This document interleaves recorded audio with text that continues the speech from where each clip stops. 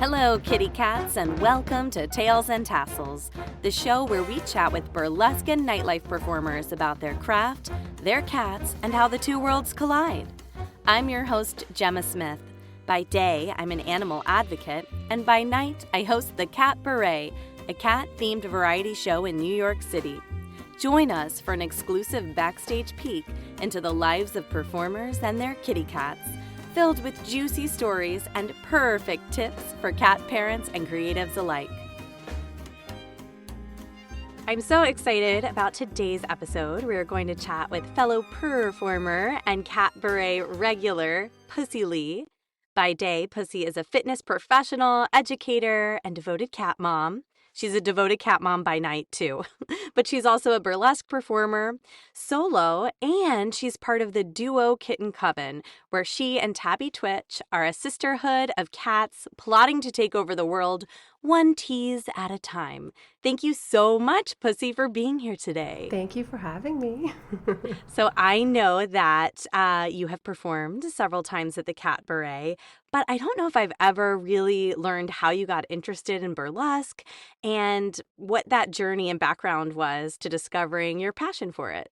So Tabby and I have a little bit of a background together. We went to grad school together. So we had been performing for a few years before any of this burlesque stuff. And she was actually the one that pushed me into taking classes. I was a little bit shy about getting undressed in front of people. Yes, I understand. I was as well. Yeah, it's a tough thing. Especially, we started to think a little bit later. Where I'm, in my 40s, and I think I started in my late 30s, and it tends to be a lot of younger people in the profession. So when we took the class, it was really nice. We got to do an act development thing, which felt like we were back in school a little bit. And yeah, I think that's how we both got into doing burlesque, just a different performance style than we were used to in school. And I will also be interviewing, for our listeners, Tabby Twitch is also going to be interviewed on the podcast, so you'll have the full Kitten Coven experience with Pussy Leigh and Tabby Twitch. And speaking back to grad school, so tell me about that. You and Tabby were in grad school, and I feel like I know your major was dance. Is that correct? That was my undergrad. Yeah, okay. Undergrad was. I went to UC Davis, and I majored in everything. I majored in communications, dance, theater, minor in poetry. But ultimately, I came out of there with a degree in dance and theater. I've danced my whole life, but never like professionally. And then I moved to New York. We both went to the Actors Studio at the New School. It was at the New School at the time, yeah. And that was a very straightforward method acting, Strasberg, three-year school. So we came out of that with a master's degree, and yeah, from there, that's how it got all started. So you definitely have a performance background, a movement background, a theater background. So I feel like that lends itself really nicely to burlesque because it's storytelling. Do you feel like your background easily helped you get started with the art of striptease? Absolutely. I think that there are differences between burlesque and typical performances like plays and stuff. Some of the challenges I've come across with burlesque that is different from just straight theater is, you don't have a director. You don't have a choreographer, so you're really having to do everything on your own. And I've found that to be probably my biggest challenge. But other than that, yeah, it really is. I think it helps to have a character, to have intention when you're on stage, and to just really pull from the truth of who you are, even though sometimes the acts are so silly. Most of my acts are silly, but I'm silly, so it helps. And speaking of your acts, so you took, I believe, the act development class at the New York School of Burlesque. Yeah. Yes, correct. Okay, so yes, so many of us did. So helpful to get started. And all of your acts, are they all cat themed? Have they always been? They always have been. So from the very first act, I was like, all right, my name is Pussy Leigh, and I'm a cat. 100% of the time, I always am a cat. So, that'll touch on various themes of like, the sleepy cat, the cat that wants to be adopted, the cat that falls in love with her ball of yarn, but it's all very cat heavy, undeniably cat heavy. Which means you are the perfect person to be on this podcast and to perform at the Catbaret. I mean, there are a lot of burlesque performers, and there are several who love cats. I mean, clearly, I'm making this podcast because there's so many who love cats. But then there's a smaller handful like yourself who it's cat themed. It's straight up burlesque. And I love that what you said is like, yes, I'm a cat, but I can be a sleepy cat. Yeah. I can be a cat that wants to be adopted. Like, cats have different moods and stories, and they're just characters that you can still do so much with. Yes. Yeah. I also really like the moodiness of cats. You know, that kind of, there's something so much that's so mysterious and also funny at the same time. You know, it's interesting how cats can be sexy and silly at the same time. And I've always liked that. And so I think that's sort of where the inspiration, because I don't know, I have a hard time being serious sometimes, especially when you're taking your clothes off, and that's when the silly cat stuff can come out, you know. But I also just love that the way that cats walk and how just sensual they can be. Yeah, it's perfect for burlesque. Yeah, there's so much inspiration, and the silliness and playfulness. It's so universal because for people who love cats, when a tassel comes out and they might swat at it, like, we get that because we see cats and we know how cats are. And I think the humor is really engaging. Absolutely. I agree. And I wanted to note on what you said before, because I hear you and also relate to when you're creating a burlesque act, there's a freedom, right? In that it's your act, your inspiration, your idea. There is like a empowerment there, but also sometimes it's really nice to have guidance or feedback or a director, like you mentioned. So what is your experience in creating your solo acts and then creating your duo acts with Tabby? Do you all kind of bounce things off each other? How is that process different? Yeah, good question. I oftentimes think I'm a terrible collaborator because I will get so much into an idea then I'm like, no, it has to be like this. But then I realize I have all these blank spots of, I don't know how to fill that.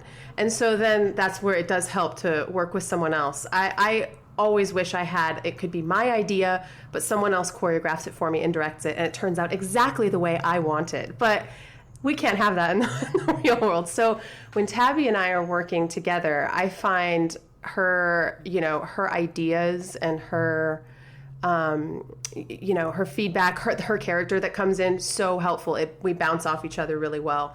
When I'm creating a solo act, I think oftentimes I center it a lot around the music or the theme, things that I love a lot, and I try and, pull my own horrible choreography. I'm also not the best choreographer in the world. So sometimes I have to have her look at it. We've looked at each other's solo acts before and given each other feedback. So that's really helpful as well. But yeah, it's a very symbiotic thing. I think that we work well apart, we work well together. And yeah. I love that you all bounce things off each other, even when it's your solo acts. I find that really helpful too. Sometimes you just need someone else's, another pair of eyes and another idea that you're like, oh, and you try it out and realize, oh, that works really well. And it's just helpful to have that other person. Absolutely. There. Yeah. And speaking of your duo act, so I think you're a great choreographer. I love your solo acts. I love your duo acts. And I know I've worked with Tabby at one time. She performed for me, the Catbaret, your act. It was duo, but I think there was like a scheduling conflict. So she did it solo, and your workout kitties. And it's so can you just describe that act? Because the concept's amazing. Thank you. Yeah. So actually that was a solo act of mine, and we were going to turn it into a duo, but it didn't work out. My scheduling was off, and so I handed it over to her, and she reworked it in her own way. So we both have this same fitness cat act, but very different takes on it. And the way that was inspired is I work in the fitness industry, and I come from a heavy background of jazzercise. I did step aerobics, all of that, Jane Fonda workout. I love it. And so I've always often thought that my cats would look adorable in leg warmers and like a little sweatband. So I had my friend who is, he owns his own sound studio. He's a musician.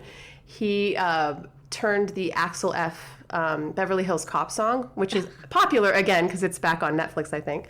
But he turned it into all meows. So he like reworked the song for me, and then it was costuming from there. And then that was actually the easiest act for me to choreograph because it was just me doing like.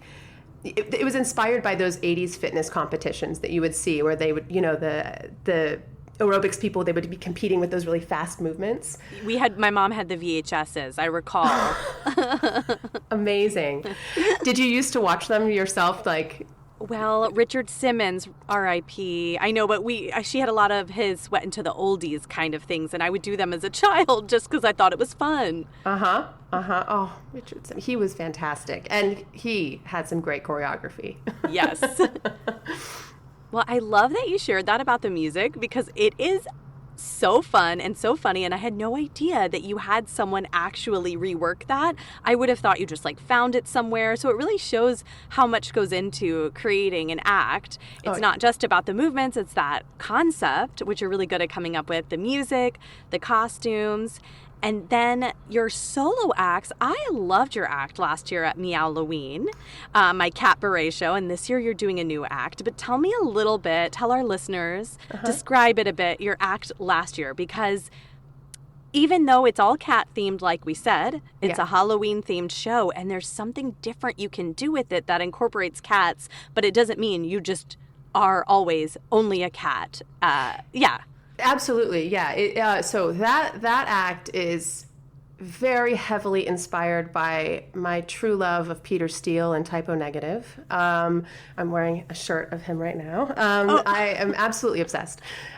He's just he could be on the cover of a romance novel, and so I wanted to evoke that kind of Peter Steele sensuality. All of his songs are like that. So it was To Black Number One, probably one of his most famous songs. And the idea behind it was that I was a witch that cast a spell in a cauldron, and I transformed myself into a cat. So it's got the witch, it's got the black cat, but and that one was interesting because I used blood capsules. I pulled a rat out of the cauldron and took a bite of it, and I had been holding this blood capsule in my mouth, right? Bite on it, and so you do the smile with this red, but it tastes horrible. Just so bad for the rest of the act. I'm sitting there that was definitely one of my favorites, probably because the music is just so sexy. It was such a sexy act and kind of a dark act. Like you mentioned, sometimes it's silly. And of course, for Meowloween, we've got to bring in the witch, we've got to bring in the cauldron and make it a little darker. And I loved that moment. I didn't know you had a blood capsule. I couldn't tell until it happened. And then you bit the rat and smiled. And it was just, we've got photos of it. And it's the perfect moment. And I want you to do that again next year at Meowloween. I had to spread it out. I'm this year, Pussy Leigh will do her yarn ball act, which I'm very excited about. Can you give just a little sneak peek? Because we don't want to give it, we just want to tease it for people to come because this episode will air before the show. Perfect. Well, I'll tease it. Let's just say Pussy Leigh is looking for a very sexy man, and she finds it in the form of a yarn ball. That's all I'll say. How the courtship happens is, that's what you have to wait and see on Halloween. And I have seen this act, and it's a very sexy act. And the exciting thing is we're going to be doing the show at Caveat, which is on the Lower East Side, and it's a rather big stage. Bigger than where I've done this show before. And for New York City, burlesque stages can be kind of small. So it's exciting that you have this real yarn ball prop that you're going to get to really use in the space. Yeah, I had used one of those exercise balls, the big ones, and taken yarn, and I took a hot glue gun and I wrapped all this yarn around, and it took me forever. The ball popped because if you do hot glue, not during the act, but over time. And so I had to buy this industrial grade kids like they use it in kids camps, these huge balls that are really thick. You can't break it at all. And then I bought this really thick yarn and just wrapped it around. So this ball is one of the squishiest, coziest, most, it's like anybody would want to lay on this ball. So yeah, just a little background on the yarn ball. And when you're not using it, it deflates, right? Deflates. I think you mentioned this. Okay. Yeah, New York City does not very kind to, we don't have a lot of space here. So thankfully it's deflatable. I wish it was smaller, but it does take a lot of room up in my closet, even deflated. But what are you going to do, you know? Well, now that we've learned a little bit about your craft, maybe now is a good segue to talk about your cats, Yes. which I know you love to talk about them. So can you tell us about your cats? Yes. What are their names? How they came into your lives? I'm going to pull the first one up here just because he's my little baby. This is our newest little guy, Conan, named after the barbarian. He is almost 5 months old, and we got him from a woman in New Jersey. It's actually a breeder, but she's like an in-home breeder. She has just these two cats, and when they have kittens, she sells them for a lot of money, unfortunately. But it was worth every penny. We're just in love with him. He is the sweetest, most rascally, just the most adorable thing. We're head over heels for him. I met him when he was a kitten. He was so tiny, and he is so cute and fluffy. His face is so fluffy. He's a lavender seal point. He's a lilac. Yeah, lilac point, Himalayan Persian. And so that just means that when the sun hits him, you can kind of see like hues of pink and purple and lavender. He's really beautiful and cute. And then I'm just gonna pick Gordon up because when I hold him, it's inspiring. I love Gordon. Come here, baby. Okay. And then here's my little Gordon. He's my golden boy. Gordon came, I think he's about 13 years old. We got him, he was in the city shelter. And his story is special because he was about to be euthanized because they said he was a red cat, meaning he had really horrible behavior. And he is the sweetest thing I've ever known. He's never hurt anybody. So it just goes to show that, cats can be scared in shelters, and it doesn't mean that they're bad cats. They just need a little bit of time and love, and, and yeah, so that's Gordon. And Gordon and Conan are best friends. They play together. There was just maybe a couple days of hissing when we first got him, Conan, but now they just play together, and they're just best friends. So it really worked out well. Yeah, that worked out so well. You're very, very fortunate because, sometimes they'll just coexist, but the fact that they actually play together, that's so wonderful. Yeah. And I think Gordon had been, our cat Charlie, unfortunately we lost our kitty Charlie, a female, in March. And, he was attached to her. And so we didn't know how it was going to be getting a little kitten, but a whole other side of Gordon came out. He went from being the baby cat to this big brother, and the mood in the house is very different. Not better or worse. It's just when you have a different cat, everything shifts. They really are the heart of the house in a way, and so everything here is cute right now. Oh, I love that. And I should say, I've mentioned this because I'm interviewing some of the folks who were part of the Tails and Tassels sizzle reel.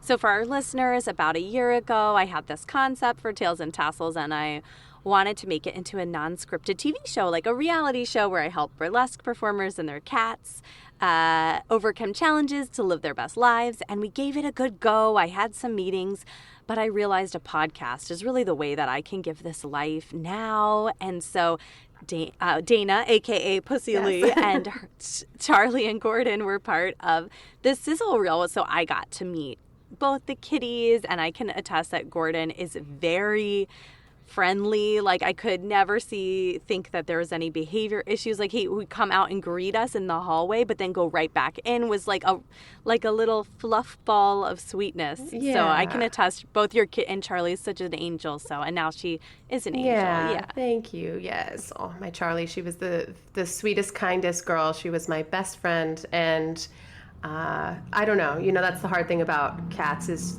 you will lose them in your life. And so I feel like, no time is wasted when you spend time with a cat, Yes. And every day I wake up similarly and I'm just like grateful that they're here with me and I give them love and that they're doing well. And I recently interviewed a behavior expert who just said the same thing as you. Like just one of his pieces of advice is to just like love your cats because they're only here for a short time and our bond with them is so special. Yeah. Now, I'd love to know, do you have any special rituals with your kitties? Well, they love going into the bathroom with me, that's for sure. All the time. Like every morning when I wake up for every single thing. So that's a ritual for them. In the mornings, I call it big time playtime. It's because that's when Conan gets all of his energy out. He runs around, hops in his tunnels, they go out. I call it the front yard, but it's really my hallway in my apartment building. And they run up and down the halls. And then in the evenings, we pull Gordon up on the couch, and he has some special time with us where we pet him. And Gordon's he wants you to pick him up and put him there and show him that he is the special boy. So we make sure we do that with him every night.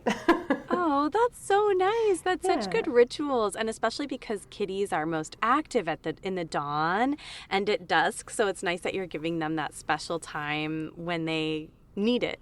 Yeah.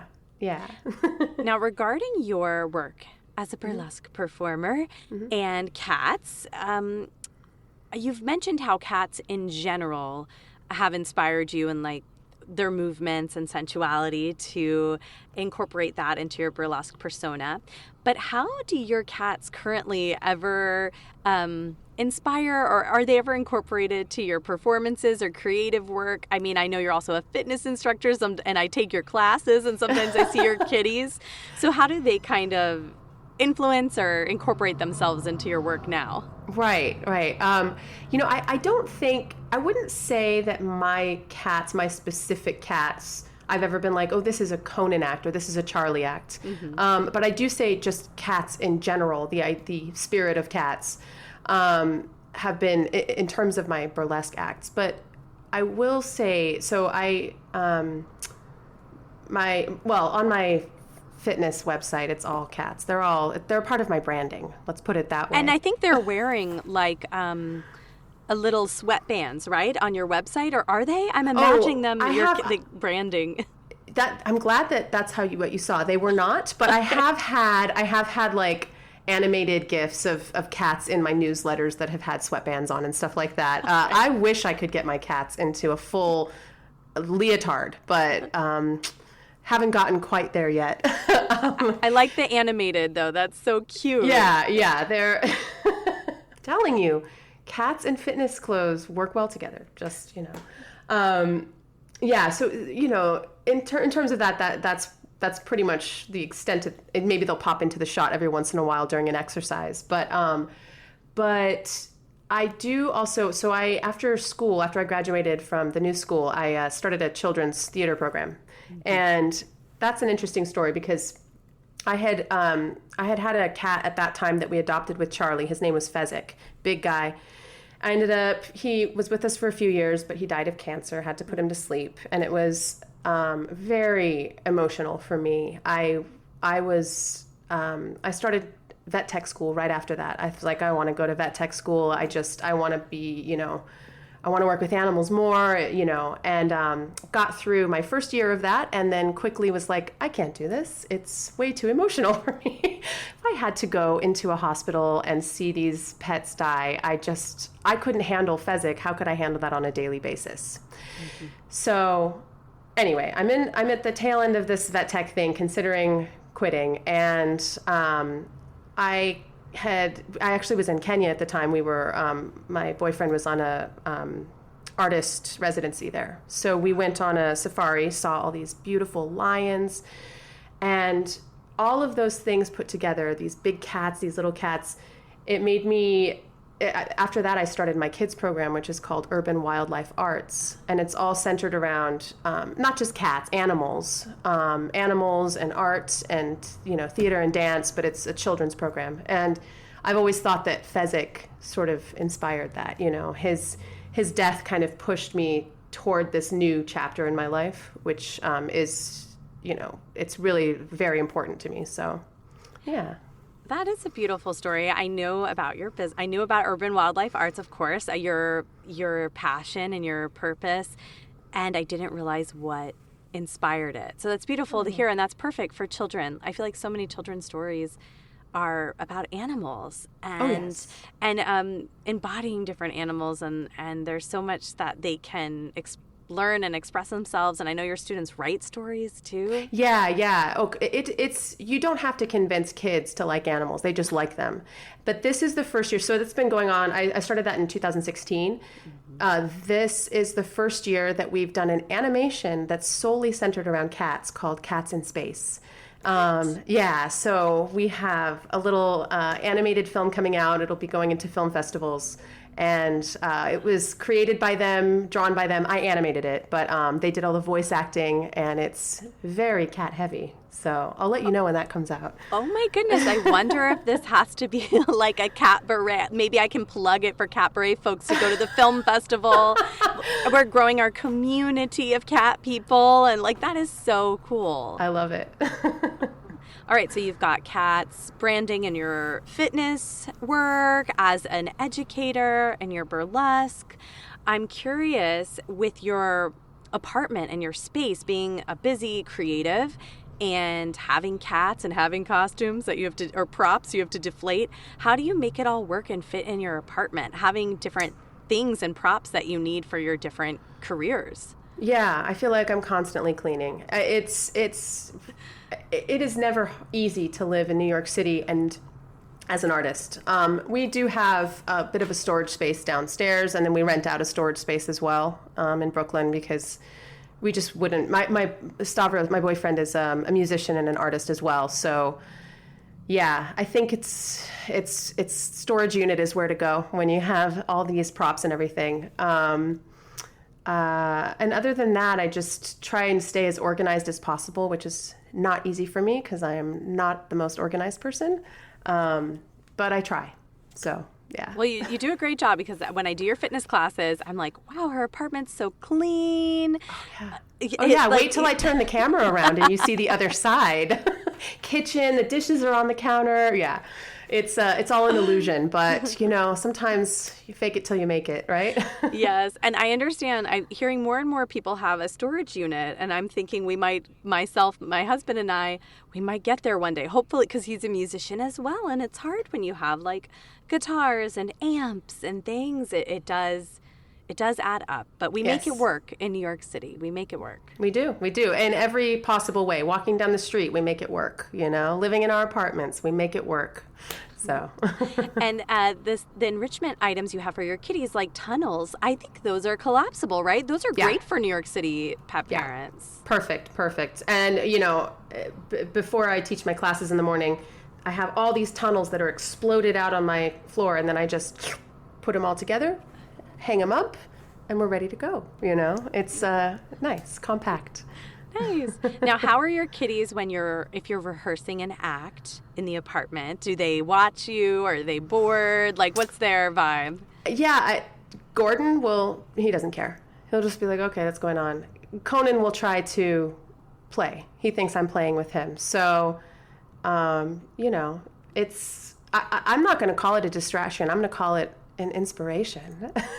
In a way, he's my director, telling me what I should do. Although, it's funny, I haven't done an act in a while. So I haven't pulled that big ball out just yet. I'm curious to see how he reacts to that. Oh, I know. That takes up a lot of space. It's good that he's engaged. It's like enrichment for them. He's interested, and he's being kept busy.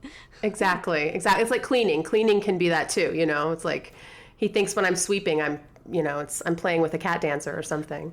It's been so long since, yes, I work at a kitten nursery, so I know kitten energy, but it's been a long time since I myself have had a kitten because my cats are 10 and 11. So yes, I do remember he's only 5 months, so he is like engaged by everything. Yes, everything. Like the string on my shorts is a toy, and he's pulled my pants down before, that's for sure. So he is helping with burlesque. Exactly. And then Gordon, I know you mentioned to me when we were doing the sizzle reel for the reality show for Tails and Tassels that Gordon wasn't playful. He just maybe seems like a cat who's not that playful, but you mentioned that having Conan has brought up this other side of him. So now you're noticing he's more playful? That's actually, thanks for bringing that up. I totally forgot. I've totally forgot that was the advice we wanted from the behaviorist. And it's true, his behavior has changed. He had no choice in the matter because Conan will just jump up and wrap his paws, his arms around his neck but it's not, I think there's a bit of dominance. They're both male cats, but I think it's more, there's no hissing that happens. Gordon will then chase him after that. Great. Conan loves playing hide and seek. It's the cutest thing. He'll jump up and then he'll want you to run and hide, and then he'll walk and then you'll see him and he'll run away and he'll hide. It's amazing. So I've seen them do that together before too. And so I think this youthful side of Gordon has come out since we got this kitten, which makes me so happy because, he's a senior cat, and you it's the kind of same thing with fitness. It's the use it or lose it kind of mentality. And cats, you got to keep them active so their joints, they can climb, and you want to keep them moving, So Conan has been he's been a great fitness instructor for Gordon as well. I love that. That's so good to hear. And I'm so happy because I was talking to you when you were waiting for the kitten, like the countdown, and you never know what a cat's behavior might be like, but it sounds like Conan's just the perfect addition to your household. He is. We got very, very lucky with him. So, well, I would love to know, as an experienced cat mom, if you have a piece of advice for fellow cat parents. Or fellow performers who are cat parents, however you want to. I or recommendations. Advice. Yeah, I think don't be afraid to be a cat lady or cat man. Go fully into it, because I know that there's some stigmas people have. You called crazy and all that, but it's very fun life to live. It's a very cute life to live, and I think for a while I was like, no, I'm just, no, I'm like, I just like cats. And then once I embraced the fact that I